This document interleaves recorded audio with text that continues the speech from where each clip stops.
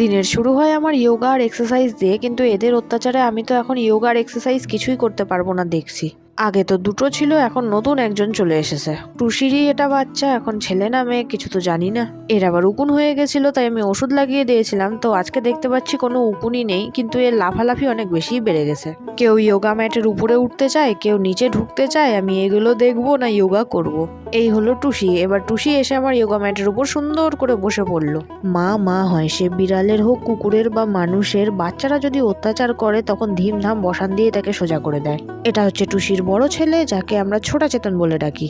ছোটটাকে আমরা এখনো ছুটকু বলে ডাকি। যদি মেয়ে হয় তাহলে ছুটকি হয়ে যাবে, যদি ছেলে হয় তাহলে ছুটকুই থেকে যাবে। ওই যে বললাম, মা যেমন বসান দিবে তেমনি আবার আদরও করবে, আবার সুন্দর করে খাওয়াবেও। এই দেখে দেখেই আমার ইয়োগার টাইম পার হয়ে গেল। আর আজকে আর ইয়োগা হবে না। আর সত্যি বলতে এদের দেখে থাকলেও হবে না, কারণ বড়মশাই অফিস যাবে, তার খাওয়া দাওয়ার ব্যবস্থা করতে হবে।